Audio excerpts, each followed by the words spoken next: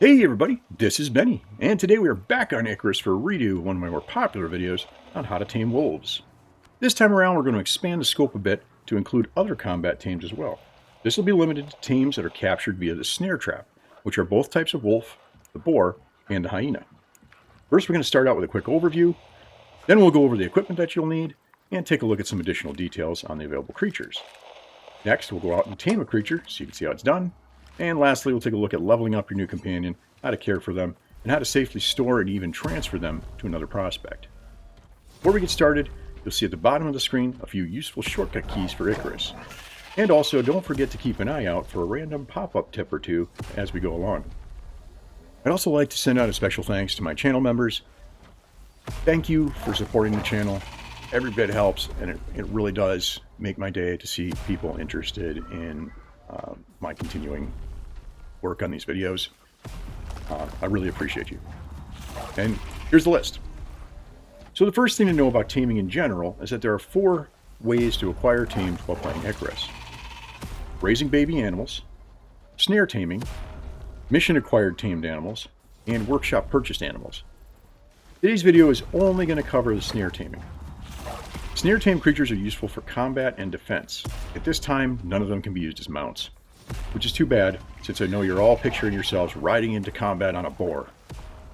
The overall process for this method is to first craft a snare and the appropriate bait, then find a location that has the type of creature you wish to tame, place the snare and bait it, and then once a creature is snared, defend it and feed it until the taming process is complete.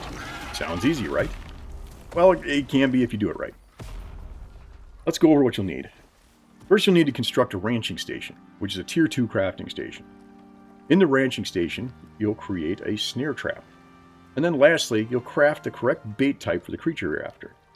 As a bonus, I'll have a tip on how to be prepared to feed your snared animal in advance, which will also help a great deal with the taming process. There are currently 4 combat creatures you can tame by snare trap: the conifer wolf, the snow wolf, the hyena, and the boar. Here are the 3 baits. The 2 wolf types use the same wolf bait. Remember, you can always hit the J key by default to open up the Prospector's Field Guide to look up any of these items I'm showing you here today. Here's my ranching station. Now I already have a snare built right over here, so all we're going to need before we get started is some bait. While I get that going, let's talk about the 4 creatures you can tame with this method. First is the conifer wolf. Here's a look at the skill tree for the conifer wolf. These will be easiest to locate since they're everywhere in the early game areas of Olympus. I'm not going to go over what all the skills are for each creature, or this would turn into a very long video. Just mouse over each one of them to see what they do. Feel free to pause and read the descriptions if you like. Combat tames level to 25 max as of this recording. You'll not get enough points to max every skill, so make sure you plan accordingly. Next is the snow wolf. Here is the snow wolf skill tree. Found in the Arctic regions, the snow wolf is a great companion for cold regions, and it has a skill that will help keep you warm as well once it's maxed out. On the opposite end of the spectrum is the hyena. Here's the hyena skill tree.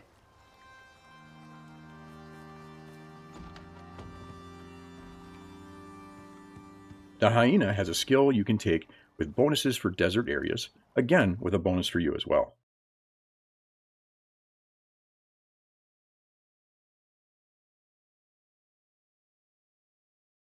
And last is the boar.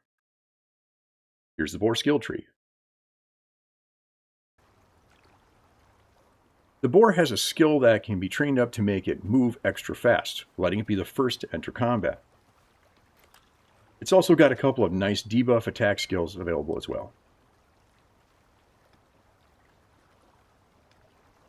Okay, my bait, in this case the wolf bait, is finished, so theoretically we have everything we need to tame a conifer or snow wolf. But there's one last thing to craft to make this much easier. An animal that has been snared needs to be fed for it to be tamed. The most common method is to kill other animals and then toss the carcass near the tame for food. This works okay, but it's not the easiest way. Second is to rebait the trap with the appropriate bait. Again, this works, but you can only do it one at a time, and as with feeding carcasses, you need to get close enough to feed the animal, and that both spooks the creature, which slows taming, and opens you up to attack from the tame. My personal favorite is to feed the creature plain animal bait. Here's the field guide entry. Now you will need to complete the mission Wet Work on Olympus to unlock the animal bait and poisoned animal bait. Don't use the poisoned animal bait for this stuff. The mission isn't too bad, but it is located in the Riverlands, so depending on where you started out at, it could be quite a jog. Or you could just go and do it from the mission, from the station as a mission instead of doing it in open world. But you do need to, there's a couple prerequisite missions you'll have to do first. And then you'll need to unlock it in a tech tree, which is after the cooking station, which is tier 2.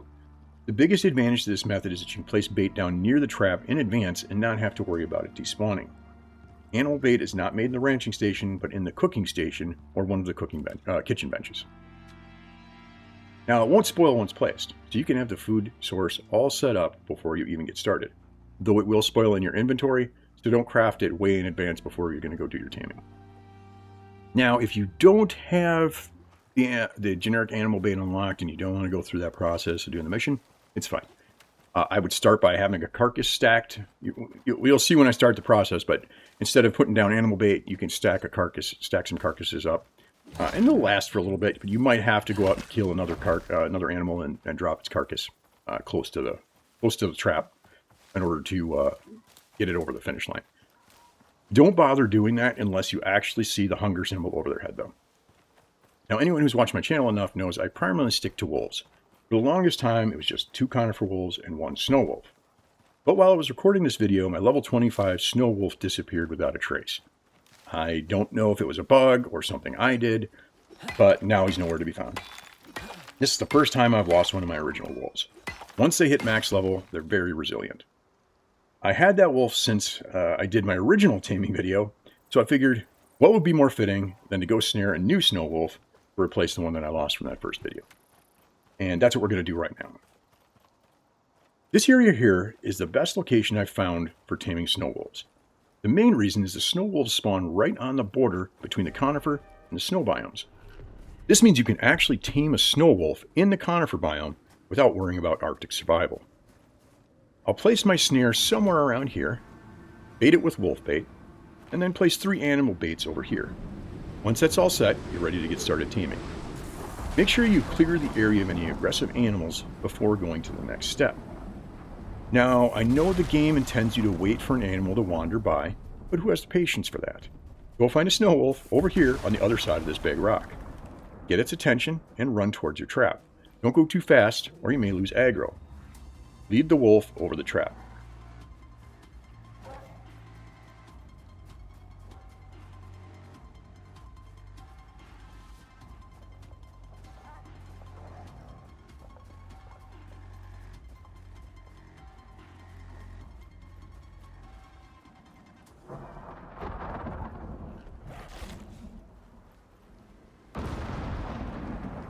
And he's stuck on a log. If this happens, just come chop the log enough for it to change its state into 2 smaller chunks, and it should release them.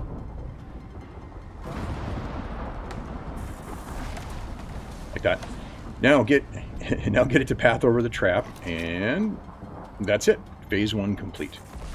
Now, normally you would have to worry about feeding the animal, but you've already taken care of that with the animal bait or a few carcasses. Stacked up in advance. Or if you're using the animal bait method, then you're going to have to see if it has that knife and fork symbol over its head, and if it does, you have to run in there and feed it again. And then after it eats, that should go away, and then you can just wait until you see that symbol again. So now all you have to do is stay nearby, but out of aggro range, and make sure none of the other aggressive animals attack your snared animal. You'll know the animal is aggroed by the red exclamation symbol over its head. This will be for whether it's aggro towards you or aggro towards a incoming aggressive animal. You need to make sure you don't upset the animal during taming, so you need to move out of aggro range. You can shorten this range by breaking line of sight with walls. This isn't perfect though. They will detect you through walls and stealthed if you're too close. I like to build my small shack right at the edge of the aggro range. Just go into sneak mode and start backing away until the animal no longer sees you. Remember that the direction the animal is facing will have direct effect on aggro range. Build a little wooden shack here to camp out in. If you have this skill here, you'll be able to see the wolf's health bar and aggro through the wall. No window needed. I do usually put a window here, though, just in case. And I can shoot out of it, or I can physically look out the window if I need to. Now sit back and relax. When the wolf is hungry, it'll eat the bait, or carcasses. If you don't disturb it too often, it shouldn't take long. But that depends on whether or not you have to defend it, or something else interrupts it. Once it gets aggro, the timer stops, and you have to wait until the aggro clears again before it'll start taming again. You don't lose progress, but it does stop progress. You don't need to check on it often, especially if you have the ability to see its health bar through the wall. Because that'll tell you whether it's, you'll be able to see the aggro symbol, you'll be able to tell whether it's being disturbed or not. You'll notice that if you enter an untamed animal's line of sight, it'll have a yellow open eye icon over its head, indicating that it's spotted you, and letting you know that you need to back off. Again, if you have that skill to see health bars, you'll see the animal's health bar disappear now that it's an unclaimed pet instead of a wild creature. In my case here, it took just shy of 20 minutes to tame this wolf. I'm not sure what the shortest possible time is, but I've done it in about 15 minutes before. Approach the tamed animal and you'll see that it's now friendly towards you. Release the snare by pressing the interact key. Then claim the animal by hitting the interact key again. Once claimed, you'll immediately be asked to name it. I'm just going to leave this at default. Make sure you set it to follow. And I would also make sure to set it to defend only for now. That should be the default, but just in case, make sure it says defend. Once it has a few levels, you can switch that to aggressive if you like. Don't forget to grab your snare. It'll last basically forever. Petting them and feeding them will help them level much quicker. So anytime you think about it, go ahead and pet your pet and feed them until they're full. When they're full, their experience bar will just tick up and you can just watch it go, especially earlier on when it doesn't take much experience to level up. You'll also need to water them from time to time. If they run all the way low on water, then they will be less effective in combat. They're not going to die of starvation or die of thirst. So it's not critical, but they do become much weaker. So if you're going to lose an animal, it's generally going to be because they haven't been fed or watered lately. If you're close by your base, just go ahead and run the new tame back. They are weak for the first few levels, so be patient and allow them to keep up with you. If not, you can always carry an orbital exchange board with you and store them on the space station until you're in a better position to get them trained up. More on that in a minute. I'm going to head back to base, and we'll pick up back there. Alright, here we are back at base. I'm just going to let the new wolf wander the area in front of my base here to gain some experience. I keep food and water available for my tames at all times, right over here by the greenhouse. Water and food feeders can be crafted in the ranching station, or you can feed them by hand. You can put raw or cooked meats and veggies in the food trough, or the bowl, dog bowl, and they'll eat just fine. Though you will need to clear out the rotten stuff if they don't consume that fast enough. At the highest tier, the Omni food is the best to have available, to be just available for eating. It's made in the electronic food trough from just about anything. Even rotten meat and spoiled plants can be turned into high quality feed, and it's 1-to-1 and cheap, right? I mean, you can, if you grow some berries in a greenhouse and you harvest them with a sickle, you're just getting tons of berries, and each one of those berries becomes a Omni feed. So it's pretty much unlimited once you get this machine set up. Every once in a while, drop some of that stuff in there. Even if the berries rot and turn into spoiled plants before they get processed, the spoiled plants are still 1-to-1 going to turn into animal feed. There are lots of other feeds that can provide different effects as well. Here's the list from the field guide. Feel free to pause and examine what's here if needed. Again, you can just open up the field guide when you're playing and just type feed into the search bar, and you get to look at all these things as well, including more details and what benches to craft it at, all of that. So the field guide is your best friend. It should also be noted that just because you don't get the prompt to feed something to an animal doesn't necessarily mean you can't. Things like tonics and healing items can be used on teams even though you don't see the option. Just put it in your hotbar, target the tame, and instead of holding the left button like you would to use it on yourself, hold the right mouse button. I know I said this was only about snare teams, but endurance potions on mounts will really lessen the pain of a long ride. Teams will level fairly quickly at first, just being around the base and sharing your XP. Giving pats and constant feeding will boost their experience as well.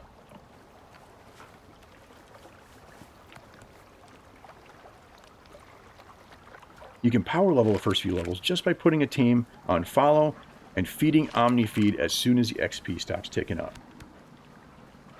Eventually this does become too slow, at least for my limited attention span, and at that point just set them to wander. It will only go so far from the spot where you set it, which makes it great for leveling up and keeping unwanted visitors from your doorstep. I suggest dumping early skill points into health and regen, but that's up to you. I just like my animals to be resilient right off the bat. Now lastly, you'll want to know how to store your pets. And this is important when you have different teams for different scenarios, like desert versus Arctic, or storing your buffalo when not needed. To store a creature on the space station, you're going to call down a pod from the orbital exchange interface, and then set your animal on follow. Lead the animal over to the pod. Now if it's carrying anything, or as a saddle, you'll need to remove those items first.